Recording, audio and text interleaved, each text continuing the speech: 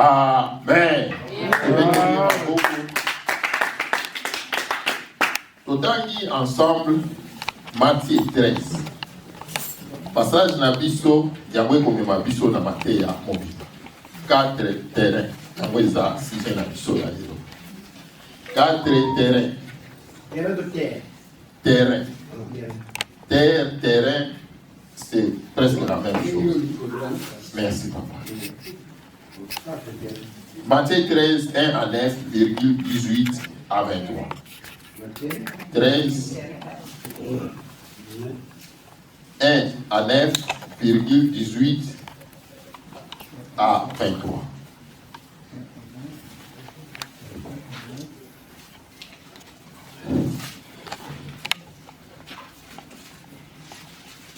Matthieu chapitre 13.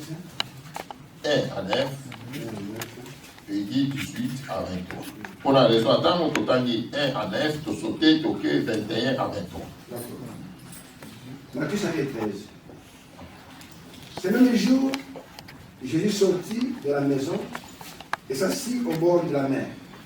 Et une grande foule s'étant assemblée auprès de lui, il monta dans une barque et il s'assit.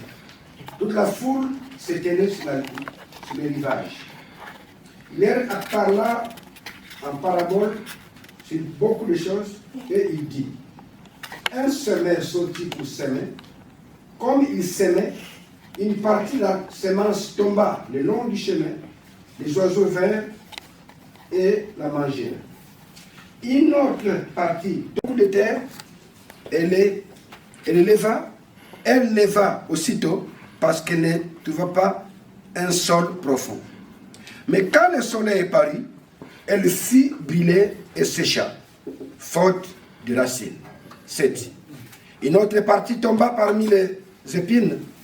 Les épines montèrent et l'étouffèrent. Une autre partie tomba dans la bonne terre. Elle donna du fruit, un grain, 100, un autre 60 et un autre 30. Que celui qui a des oreilles pour entendre, entend. Mais il n'a pas de racine en lui-même, il croit pour un temps. Et dès que survient une tribulation ou une persécution à cause de la parole, il trouve une occasion de chute. Celui qui a reçu la semence parmi les épines, c'est celui qui entend la parole, mais en qui les soucis du siècle et la séduction des racines, des richesses, étouffent cette parole et la rendent infructueuse. Celui qui a reçu la semence dans la bonne terre, c'est celui qui entend la parole et la comprend. Il porte du fruit, et un grain en donne 100, et un autre 60, et un autre 30. Toujours été différent à celle de l'autre. Moto soki to botami, moto asana no pela na makanti. Aza mwana muke, makambo azolo bayebi yango te.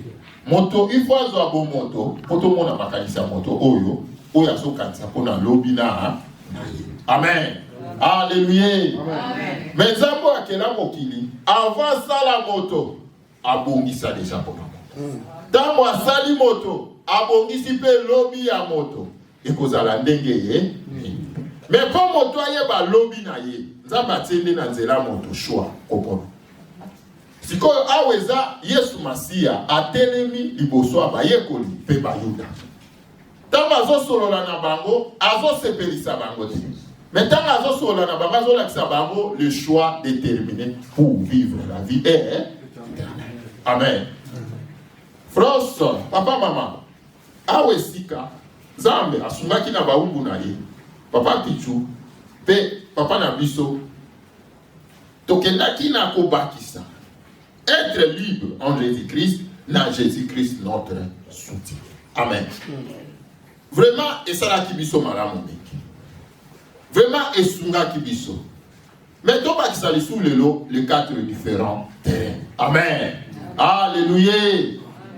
Tant que nous avons les 4 différents terrains, ne bandelito moni ezana moloni. Amen. Mboume koko kota te na mabele, soki eza na moto aloni yango. Si quand la Bible est la terre, tout terrain, Bible est le cœur de l'homme. Na Biblia ezana banda kisa mi balaye sumasi apesa kaka na Matthieu 13 kolobela le terrain tout terre alobi eza d'abord motema moto ya mi bala alobi c'est le monde. Amen. Parce que le monde est coquille qu'on recevoir aussi semence. Bilana ce qui to lien ka nyonso to ko lien parce que semence ko takana na mabele. Mais oyo nzamba zo zela na moto c'est la semence. Oyo zo vana na motema ya moto. Amen. Awa, dans 4 terrains, donc on comprend, il y a le semer et il y a le cœur de l'homme. Moloni peut monter maya, Moloni nani, Yesu Masia. Bible lobi, abimaki, auti likolo, aye na se beaucoup fait là, biso. Aye pas bate. Koya na ye zapo liloba na Yesu isika. Peut-être tokoko loba, liloba nzambe ezaka kapona biso bato ya kalikoba. Te. Na ba radio eza na ba oyo ba yebi même ngomba te bazoloka. Na ba mituka biso na Afrique eza na ba oyo abona ye nzambe na matina motuka bazote ya kaka liloba ya nzambe. Frère, il y a un chemin, c'est Christ. Mais comment yo za nzambe okeli nyos okotika likolo po ya wana se aye poilona quelque chose dans ton cœur. Aïe, pour yo comprendre la différence, il y a un terrain où. Parfois, on attend au molaï, tu as pu mater belé sur le terrain ou sur les différentes terres. Mais si il y a 4 terrains, au 4e terrain, des hommes ma remède, solution pour n'a terrain sous ça. Amen. Parce que bavanda qui na ba village, ba kota lisabiso, pour ça la bilanga malam. Et c'est ce que je m'appelle Yolingolo. Ce qui va être mboka ba ebisio, ma belle bisko que de l'eau ne bota kambumate comme capé. Amen. On sala musala pour. Ce qui va ebisio, ma belle kokyo bota. Yo siko yo tali ma belle. Lokolo yebi yango. Okokende na kolongola mabanga pe basende. Matiti nyoso ekoko pe kisambuma so ke bandio bota ekola nzela moko po ebungi sanko. Amen. Yesu Masi azinda kiso ngana yo tokoko sosolango malamu na mokili oyo. Mena bo sosoli ya maloboyo azomema ndenga na yo tokoko. Sima koyoka liloba nzambe na bavi na biso, les 4 terrains sont présents. Amen. Les terrains désirés par Dieu, c'est les 4e. Ezomema remède na vie ya motonyo nyonso. Tokoko bikate soki tomoni 4e terrain. Baloni, bakokozwa mbuma te, soki mbumu eboti mbuma mosusu, oyo epolaki na mabele, il faut ebota. C'est soki eboti te, moyen pe bazwa nkona, ezate. Amen. Toujours été différent à celle de l'homme. Moto soki to botami, moto azana no penda na makanisi te. Aza mwana muke, makambo azolo bayebi yango te. Moto il faut azwa bo moto, poto mona makanisi ya moto oyo. Oya so kanisa pona lobi na amen. Alléluia. Amen. Mais zambo akela mokili avant ça la moto abongisa déjà pona moto. Tambo asali moto abongisi pe lobi ya moto ekozala ndenge ye. Mais pour moto aye ba lobi na ye nzamba tsende na nzela moto choix kopona. Sikoyo aweza Yesu Masia atelemi liboso abayekoli pe bayuda. Tant azo solola na bango, azo sepelisa bango te. Mais tant azo solola na bango, azo lakisa bango le choix déterminé pour vivre la vie est Amen. Frère, papa, maman, awe sika, zambe, asumaki na baumbu na ye, papa pichu, pe papa na biso, tokendaki na kobakisa. Être libre en Jésus-Christ, na Jésus-Christ notre soutien. Amen. Vraiment, et ça là qui biso malamu meki. Vraiment, et sunga qui biso. Mais toi, pas qui s'allie sous le lot, les 4 différents terrains. Amen. Alléluia. Tant que nous avons les 4 différents terrains, ne bandelito moni ezana moloni. Amen. Mbume kokyo kota te na mabele, soki eza na moto aloni yango te. Sikoyo ntango Bible ezolobela terre to terrain, Bible ezolobela le cœur de l'homme. Na Biblia eza na bandakisa mibale Yesu Masiya apesa kaka na Matthieu 13 kolobela le terrain to terre. Alobi eza d'abord motema moto ya mibale alobi c'est le monde. Amen. Parce que le monde est coquille qu'on recevoir aussi semence. Bilanga. Ce qui te lia, n'y a pas de parce que semence est quoi t'as dans ma belle. Mais oh nzamba zo zela na moto, c'est la semence. Oh ils ont vendu na motema ya moto. Amen. Awa na 4 terrains. Donc on comprend, il y a le semer et il y a le cœur de l'homme. Moloni pe motema ya moto. Moloni nani? Yesu Masiya. Bible lobi abimaki auti likolo aye na se kokufela biso. Aya pambate. Koya na ye za poli loba na Yesu esika. Peut-être tokoto loba, liloba nzambe ezaka kapona biso bato ya kaligoma. Te. Na ba radio eza na ba oyo ba yebi même ngomba te bazoyoka. Na ba mituka biso na Afrique eza na ba oyo abona ye nzambe na matina motuka bazote ya kaka liloba ya nzambe. Frère, il y a un chemin, c'est Christ. Mais comment yo zanzam okeli nyos okotika likolo po ya wanase aye po alona quelque chose dans ton cœur. Aye po yo comprendre différence ya ba terrain oyo. Parfois na tango molai toyoka pe mate ebele sur le terrain ou sur les différentes terres. Mais tika na yebisa yo. Il y a 4 terrains, oyo 4e terrain des hommes ma remède solution pour na ba terrain misusu misa. Amen. Batu bavanda ki na ba village bakotalisa biso posala bilanga malamu esengelo yeba mabele oyo lingolo olo. Soki batu amboka ba ebisi yo mabele bisiko zo ke dolone bota kambuma te komeka pe. Amen. Osala musala pour soki ba yebisi yo mabele ekoki obota yo sikoyo tali mabele lokolo yebi yango okokende na kolongola mabanga pe basende. Matiti nyonso ekoki opekisa mbuma soki bandi obota ekola nzela moko po ebungisa nko kona. Amen. Yesu Masiya avinda kiso ngana yo tokoki ososola yango malamu na mokili oyo. Même na bososoli ya maloba oyo azomema ndenga na yo tokopona. Sima koyoka liloba nzambe na bavi na biso, les 4 terrains sont présents. Amen. Les terrains désirés par Dieu, c'est le 4e.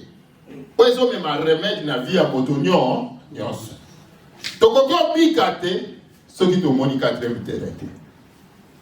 Baloni, bakokozo ambumate, ceux qui mbumo eboti mbuma mususu. Oye pola qui na mabele, il faut eboti. C'est de ceux qui eboti témoin, pe bazo ankona. Exact. Amen. De manière, Christ parlait devant Bayekoli, pe Bayuda. De la même manière, Christ aussi nous parle aujourd'hui. Premier terrain. Na premier terrain lobi.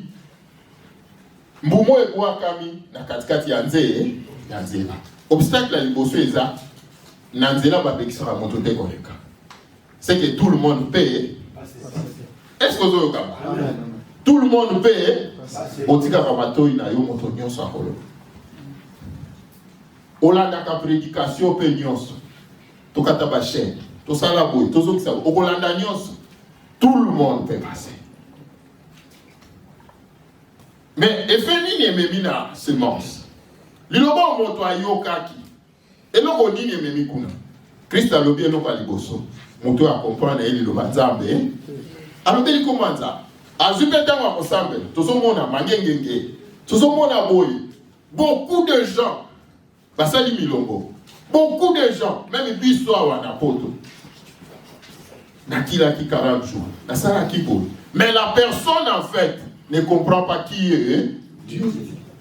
Amen. Montazo sosolate exambe nani.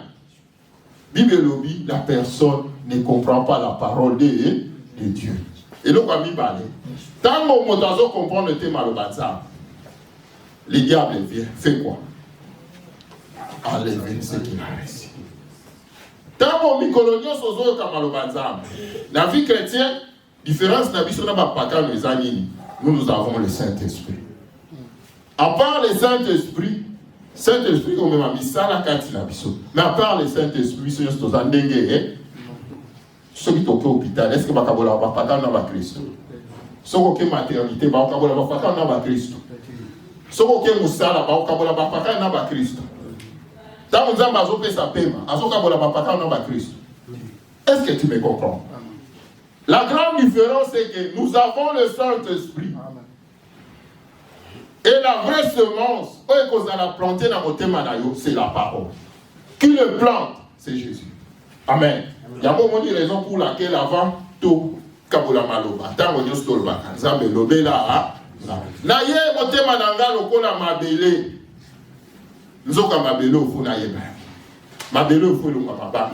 Mabele au fond, le c'est des beaux bandits vie chrétiens. La différence, il y a un terrain oyo. Pour comprendre le terrain du bosso, et ça, dans l'obstacle de ma casse, oyo motakoko koma na ba terrain misusute, ceux qui a les kiambo, ceux qui moquent. Amen. Lobo e quoi na zela. Et tikalika na zela, c'est que moyen bota, exact. Alléluia. Obstacle à l'ibossu eza, moto ya kososo la teza, ma kolinganza. Ako mi fait sa peine na zela za. Ako za la fidèle l'église. Ako ta li sa peine na batu, na za mo Christ. Mais mi colonion so banda ko mi tuna ba question, zamba bazana. Pona nini bout. Mais au fond de lui, azo komeka, kopusana. Amen. Amen. Alléluia. Est-ce que dans la vie chrétienne, il y a un état côté? Ça, c'est le premier étape. Deuxième étape, moto a sosoli aux ambassades. Après, si nous avons motema, parce que Bible le la foi vient de ce qu'on entend. Et ce qu'on entend, c'est la parole de Dieu. Oui, mais ma konima, pepe si biso elika lobiko, eza malobanza. Amen. Bible lobi, eza mabele oyo, eza na mabanga. Mbuma emeki obota, mais moye bota malamu, exact. C'est que même moloni, moye zo mbuma mususu, exact. Et bon mon zambo ya kila biso. C'est que tant azomona biso, azolo banazo sala nyonso pona ye. Mais moye nga nzambe nazo eloko mutuya. Moye nga nzambe nazo eloko mutuya. Moye nga nzambe nazo eloko mutuya. Dieu attend de nous quatrième terrain. Ce qu'on passe de l'eau à mon il faut tous à quatrième terrain. Donc, on a différents terrains. Pour te comprendre, quatrième terrain, il y a résolution, il y a des terrains. Alléluia. Est-ce que tu peux pas prendre le commandement? La deuxième terrain, obstacle les amis, ma bande. Si on a la vie chrétienne, tu dois comprendre, mon thème à l'Ibanga. Yango bayuda bazakina. Nzamba bikisi bango. Alongoli bango en Égypte. Bible lobi nzamba siliki. Lokola bazami tema mabanga, ona la kapona bango bako bika mosu soki moke. Amen. Tant que tu progresser dans la vie chrétienne, Dieu a besoin premièrement de ton cœur, non de l'apparence. Tu peux soigner l'apparence. Oui, psychologie, philosophie, ça soigne l'homme. On dit basango de ba vivant. Papa picho vana na basango. Pour mon amateur sango boé pamba. C'est difficile.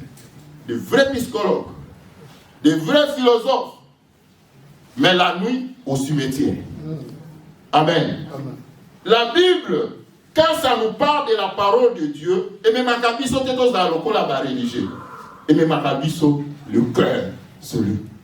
La terre ou le terrain que Dieu voit. Amen. Yango moni vi na biso liboso nzambe loke bomba mi na koko bomba mapata. Est-ce que na bomba mi mapata? Est-ce que na mi pekisi mabele? Na konyata mabele. Amen. Dieu voit le cœur. Na deuxième terrain libanga. Na vie chrétienne na yo maranata ti to bandi. Ti ozalelo. Ti obanda vie chrétienne. Ni nezo mema libanga na vie chrétienne. Yoka libanga biske me makamoto.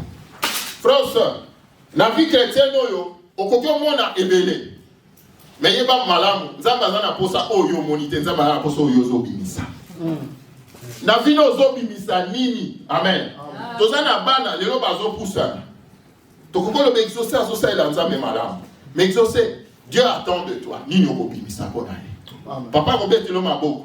Mais lobi nzamba ko sambiso papa pembeni, maman pembeni, yo ndo ko sa.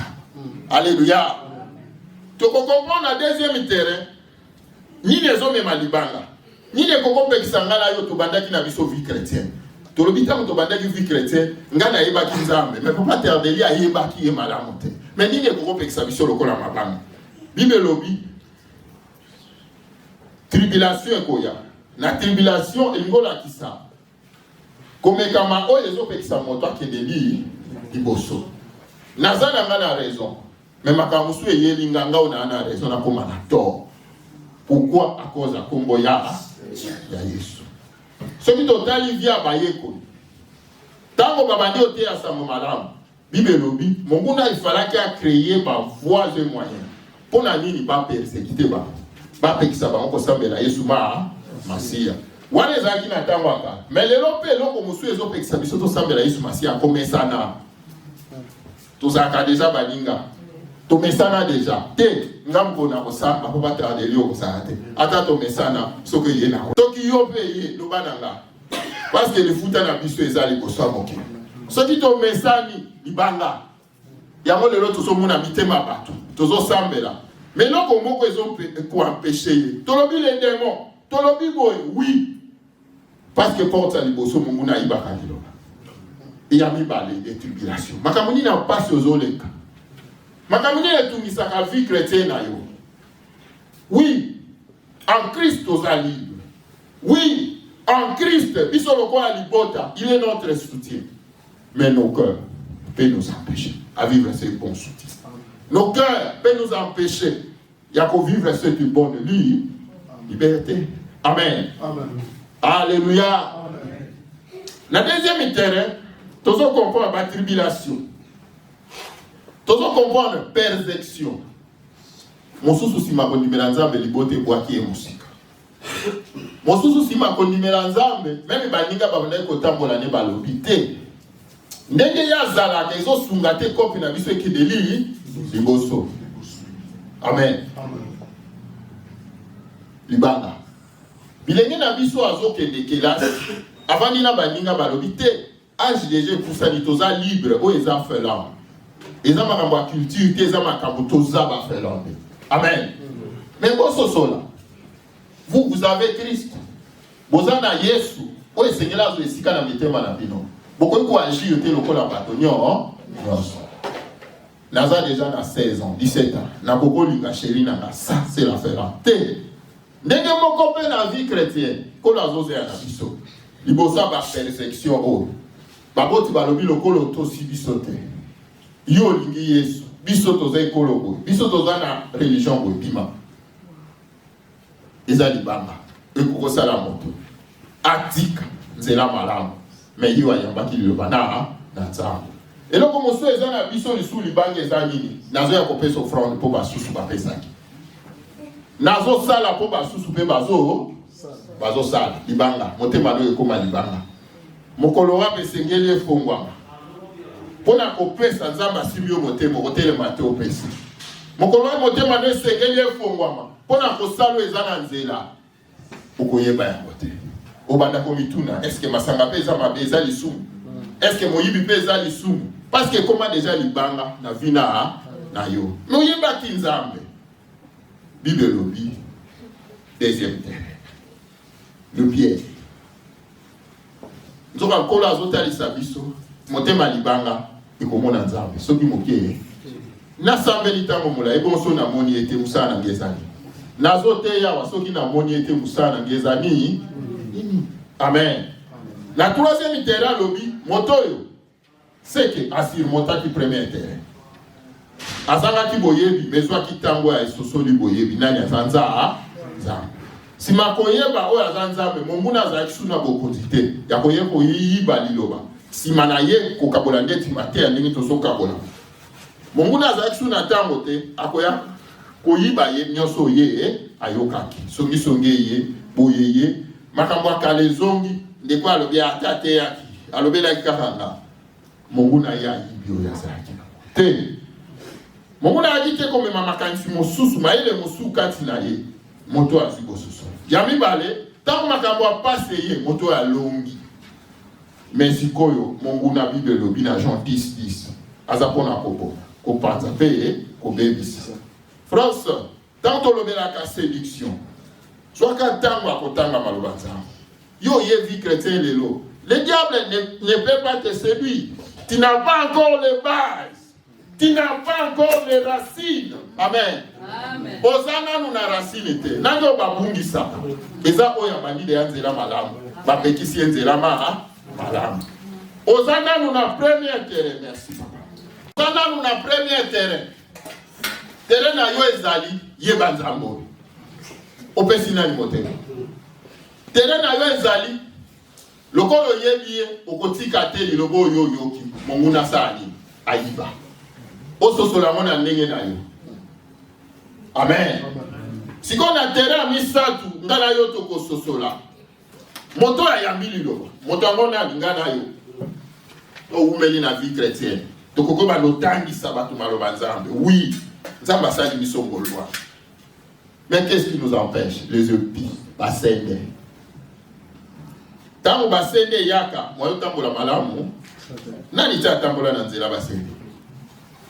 Donc, moyo kende biska yo lingo kende. C'est ça qui nous passe dans la vie chrétienne. Troisième terrain. Tango to kambola kamatea o yo koko kanzeza pona basusu te. Eza pona bapakano pe pona biso ba Kristo. Force kazolo ba liboso ba pharisien pe ba scribe pe ba ye ba ko ba mikosi. Balobi ozolo bela bango kaka na masese. Nzoke eza pona bango kaka te. Alobi eza pona mabomba na nzambe. Ezala dévoiler pour ba oyo ba kobi ba kopika. Amen. Troisième terrain. Eza basende. Na basende okoya ko sosola. Yo oyo pusani. Ngana yo to pusani na vie chrétienne. Eloko ezokomela biso tango molai. Pour nous sosolango, tous ont mis exemple à la Bible. Joseph, okukima mwasa Potifar ndengeni. Okaju epesa melio ekosala yo pozo ba porte mi bisusu. Amen. Basende oyebi nonza. Ozobate la malobanza. Mais il y a des avantages qui vont se présenter devant toi. Oyekope kisayo, osale la bosolo alilobana nzambe. Et ça n'a pas avantage. Atabato bayebi, mais j'ai déjà des grâces. J'ai le ministère. J'ai des dons. Frère, ce sont les épis. Sende. Amen. Sende. Ce qu'on les gars qui terra les bosso, terra mi balé zozela. Ce qu'on les gars qui terra mi balé, terra mi satoupé, les zozela biso. Amen. Yango Bible lobi, ba o ba umena katikino na suka. Bangone bakobi. Na terra mi sa tout comprendre c'est des années souci à siècle présent. Toza bananza. Tant toza na milulu, ezo senga mbongo ezate. Mais ce que sengi mokola milulu, mosala nzambe funa lata yoshi. Funa lata carvali. Funa lata Versace. Ce qui va perdre si Versace, c'est plus qu'au milieu de Sengaki, le Zepi. Sende. Amen. Notre personnalité pèse plus que la parole. Et ça, la langue automali. Parce que l'iloba, n'est que l'ignos. Ce qui te pèse à motinate. Frost, Maranatha. Tous en as 3 terrains, Liboso Nabiso. Positionne-toi. Si quel terrain toi tu vis. Ce que vous vivre dans le terrain Liboso, Dieu a besoin de toi de comprendre qui il est pour toi. Pesa de son côté. Quand tu as malobo yo kakamiko nyoso munguna iba. Terrain mi balé, mabanga. O umeli. Il y a du terrain Liboso. Terrain Liboso, terrain yo ngume kwe na nzela. Mota soso nete maloba nzambe, mazane sengwa koyoka mezo ayisikate. Munguna ya koyibaka. Terrain mi balé mabanga. O soso ni na yo bandi penzela nzambe. Mais loko moko ezo peser plus na motema no koleka maloba nzambe. Tango ekomi tango ambongo, oza mwana nzambe métier un grand scro, un grand comédien. Na komo nzambe ozo sala business. Ko lola to komona ngote. toko sepelisa bato yango Yesu azotalisa bango. Deuxième terrain mabange kotelema ekosala motema na biso ezali banga libosa nzambe. Nzoka moto amoni biso mais oyo azomona motema c'est Dieu. Amen.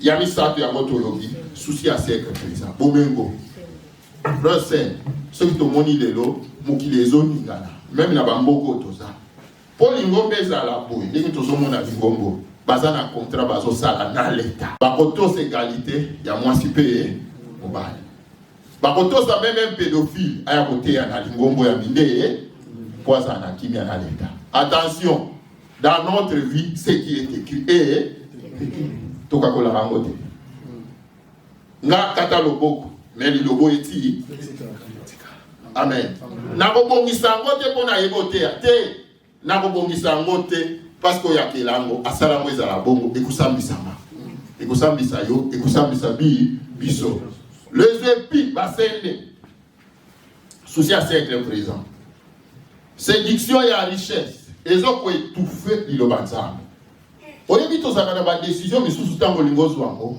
otali soki nasali yango ekweyisi liloba nzambe soki mpe nasali yango te nga nde nazwi perte.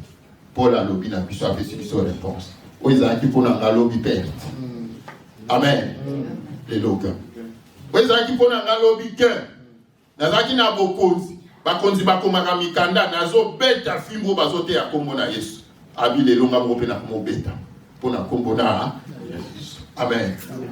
Ozolekisa terrain na vie chrétienne. L'église ezalaka force ya bato ebele te.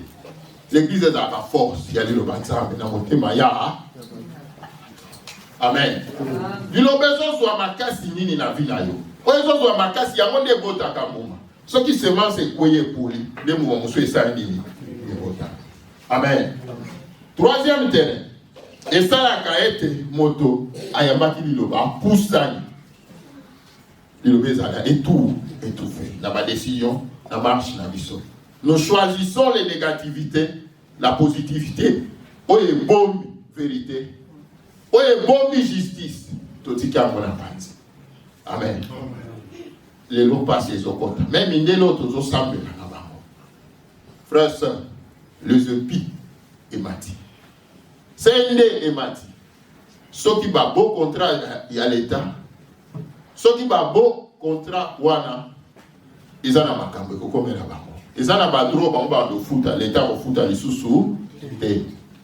Ngana yoto sosola. Ezatamo oyo terrain mine eza déjà prêt à causer la biso. C'est la bonne décision. Biso sa biso to longo na terrain toke na terrain mo mosusu. Quel que soit passé Paul a dit makambo. Joseph pe na Biblia sani anima. Balobi atike lamba. Fouiller l'impudicité. Akimi. Amen.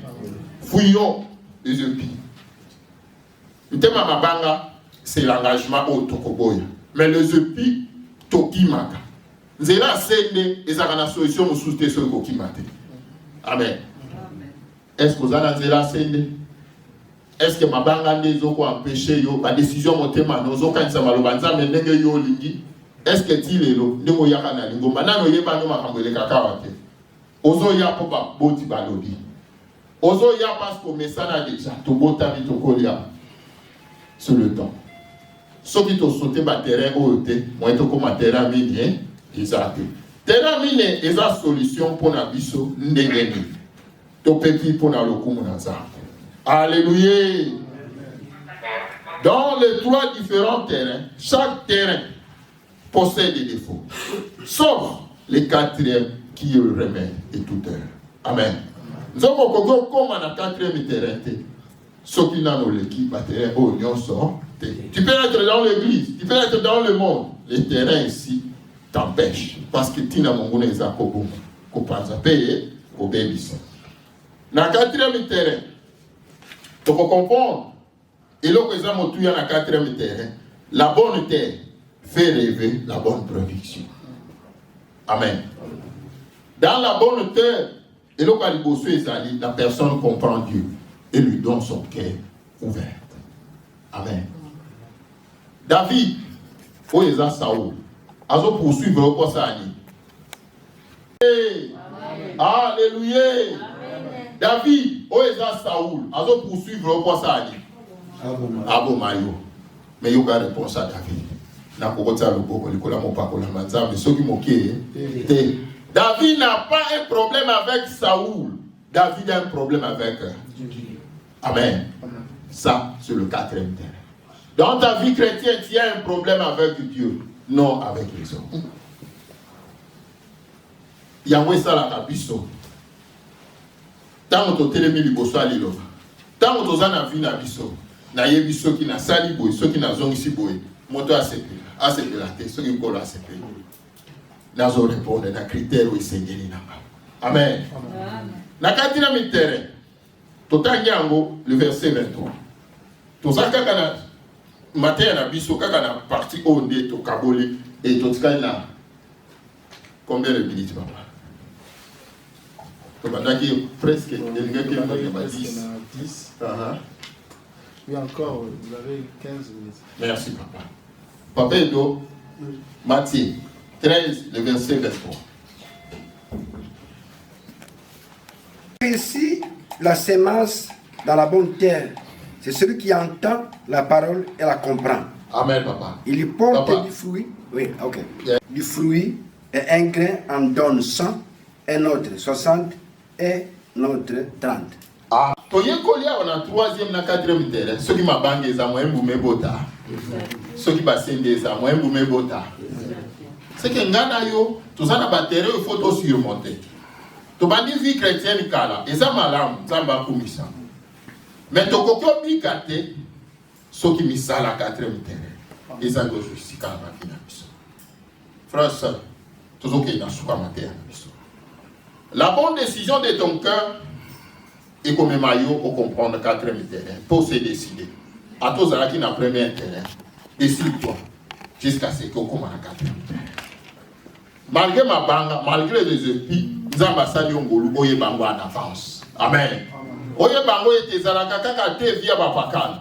Balanda Kabomengo, te Yopo Kokolanda Bomengo, Koko Isa Solo Anino. Amen. Tant que vous avez langue, il faut permettre, tant que vous avez une étape, vous avez un remède. Gardez maintenant sa quatrième terre. Quel que soit le temps, n'a qu'à persévérer. Amen. Et comme maintenant, tu comprends la bonne décision, na yo kozwa lelo na pourquoi va changer toute ta vie chrétienne. La bonne décision, na yo kozwa lelo. Et que changer kaka vie chrétienne, na yo te me kopesa yo une position. Et go identifier yo être un enfant de Dieu. Ce sont les fils de Barobika. Bana Yaza. Amen. Frères, tu comprends? Tout ce qui est dans le succès matin, dans des passages. Ce qui est de la séduction dans le troisième terrain. Tout ce qu'on comprend parce que le diable a compris, le moto a commis danger pour la femme. Aïe Yesu, a batelier dans le moto manaye, et moto a commis au sauté, ma bakunios na zotia liboso na naye. Yango le diable a la séduction. Le monde a été déjà séduit. Parce que tant que tu as bon la habité, tu as outil na maître qui Satan, tu as Yesu ma. C'est que tant que tu as bon ta mati, tu as bon la seule mouta Yesu. Il est déjà séduit. Mais tant que tu as la séduction na lingomba. Soulignons 6 points. Premier point, c'est l'apostasie. Quand il m'a reçu, c'est comme il y a dans lingomba. Maté a nini tozo kate. Amen. Maté a nini tozo kate. Nathalie même n'a pas vidéo, on sait l'ensemble. À ça, c'est anniversaire, il y a un squelette, ceux qui nyama, ceux qui peuvent niaou, aller ici, l'ingomba. Est-ce qu'on comprend ce qui se passe? Et ça, comme méditer, ce sont des choses qui se passent. Si on tourne par l'écho, c'est la séduction, l'apostasie, parce que c'est l'homme de Dieu qui a parlé. Amen. Alléluia. L'apostasie, batiki kondima solo. Bakena kondima obisika kimia na bango evani. Mais babosa ni lola moko ezali. Il fait le moko pe ezali. Na séduction loka mi baleza athéisme. So on comprendre l'athéisme mona mona bamboko biso tozana Scandinavie. Ba biso yo zana. Na mboko tozali. Na kopona nzelo ngana ni kokolo belanga komba nzambe. Soki mokie te. Mais la personne s'y connaît Dieu. Okebe na ndaku na ye. ayebi nzambe na ndenge na ye aza pe na bible ayebisi yo nga natangi makambo ya nzambe botika kokosa biso na makambo moto oyo lobi asalelaki nzambe lobi ayebaki nzambe mais séduction oyo monguna ntango ayeli amoni lokola akomi na connaissance koleka bosolo ya liloba la tobengi yango l'athéisme esaleli ezwi esika moto akomi pre akepa atiki nzoto na ye babeti kashe ya nyoka molai mami wata nini alobi naza pre akosala onga nalingi nzoto eza yanga nzoka ntango kristo azoloba mitema na biso ezala malamu elingi oloba mitema na biso ezala na ye na yesu moto oyo ntango apesi nzoto seki alobi motema nanga kozwa liso esika na yesu amen. La séduction eza pe l'hypocrisie frère soeur soki na osepelisa na okeli fe mais soki na obatela liloba ata mokolo moko ata na likambo moko akokanisanga l'hypocrisie réelle makasi kati na biso soki toza bandeko nzokaki ndeko na biso eza po totosa liloba frère soeur tokoki osungana nakoki mpe koboya kosunga yo parce que namoni possibilité wana epesami te ezali baku te calculer peut comprendre ndeko ndenge nini asunginga te lobi asungaki nga peut-être azwi empêchement mais oyo etali bosolo tokabola na yo bosolo tovanda na yo na bosolo nasala eza malamu ntango epesameli nga possibilité ça eza incontestable. L'hypocrisie est orée na biso makasi. Tozo vivre vie à double face. Yango moni ceux qui conseillent ya ba musiciens mondains ya en Finlande, ceux qui remplissent nos églises, les premiers qui vont acheter des billets. Amen. Amen. C'est l'hypocrisie. Ah, ngana sa hypocrite. Mosala nzamba kosa ngani ebonga na kosa oni. De l'autre côté, lola ndebu tezolo za kuna na décision finale. Na kokota to na kokota de yo kokota to kokota te bato bakoko mona yo yanke nga peta to bato bakoko mona nga yanke mais liboso nzamba muta kosambela biso akozate misana biso eza kolele hypocrisie. Amen. Na séduction eza na confusion omoni tango oyeba ki bosolo soko komi obunga même bible lobi ma wana oya gutaki des anzela o siko ya bungi comment on a la confusion totale. Pourquoi? Comment vous avez tes intérêts, Père? Alléluia! Alléluia! Comment vous avez tes intérêts personnels? Ta position? Gai. Et boum, qui s'accapit sur la confusion, c'est la séduction. Dans la séduction, il y a l'ignorance. Au moins, il y a un makamusus total. Le quoi la tokokate? Tu sais, ça va nous amener la mission. Même aux ayomoko, prière wana kozanga bango. Natangi nzambe lobelanga na sosola nini na yeba ni. Amen. Sikoyo l'ignorance ezomema biso lokola bana nzambe. To comprendre le ba to yebi nyonso. Ndenge na yo ki bo eza révélation. Oui. Nzamba asungi oyeba. Mais tout na yebi lisusu. Na yeba ki angote. Est-ce que zo nga na yebi? Frère sœur, soko kena banet landa ba révélation ikotobolo mutu okomituna babomolisi liloba kaka pona boy babomolisi likambo kopesa mbo likambo ya libala ezana ba révélation ya ndenge na bango pe ndenge bango balingi kobosana mokelio akela moto abongisa mwasi moko pona moto moko olingolinga te ata age pusani nzambo ya bongisa kokisaka essentiel moto azongisa pa motema panza et moto azela tango nzambo. Amen. Na kati ya ignorance to comprendre et na kati ya séduction to comprendre séduction ngana définir bango lokola intelligence moko oublier moto azaki mayele makomizoba tozomona ba politique na biso mokili tozomona biso ndeti na Afrique to bengi licencié to bengi boye. Mais il y a une gestion, il y a petites choses. Même mon atangi ta koko gérer. Asa il biso folie. A commissi biso le roi biloko pamba. Parce qu'à comment gérer. Donc azama yele même yele ne commissi liboma. Séduction pesa bon. Muto ayeba ki liloba. Tango eloko mo sous se créer to étouffé. Bo sola liloba. Bo konti moko songola mayelo ezane sikate. et mataka likolo ya moto pour ya moto. Donc quelle est la conclusion dans biso? 1 Jean 3, 1 à 3. Na nombre 20, 11, tous va paix qu'à moi 5 minutes à prière. Décide-toi. Décide-toi. Quand on a nombre tous à terre, nous avons besoin de ça va tout Sodome et Gomorrhe à qui nombre de même Abraham a intervenu. Abiso qui baza 10. Nous avons dit que nous avons kabitema, kuna baza na bangote. Abraham a banyo kita. Nous avons dit que baza. Noé pe lo lenge moko. Bibe lobi Noé te ya kitango molai. Nous avons azota lise oui bateau, ba ko mwana te. Nzela mboko na tieli bango arche. Et ça, je suis comme bon, il faut passer l'effort. Biso binatamo na biso balobi, ce sont les vieux. Faut passer l'effort, ba kota. Oya boko kota na koboma. Les lots binatamo na biso ezandengemo. Totangi 1 Jean 3. 1 à 3. Na nombre 20, 11 à 12. Ngana zui nombre 20. Papa nanga edo. Azui 1 Jean 3. 1 à 3. Le passage na biso o yezo me mangana yo. Vraiment merci mon frère. Yezo me mangana yo tokele na conclusion. Les 4 terrains, les 4 terres témoigner pour que nous soyons appelés enfants de Dieu et nous le sommes. Si le monde ne nous connaît pas, c'est qu'il ne l'a pas connu. Bien-aimés, nous sommes maintenant enfants de Dieu et ce que nous serons n'a pas encore été manifesté, mais nous savons que lorsqu'il paraîtra, nous serons semblables à lui parce que nous le verrons tel qu'il est. Quiconque a cette expérience en lui se purifie comme lui-même est pur.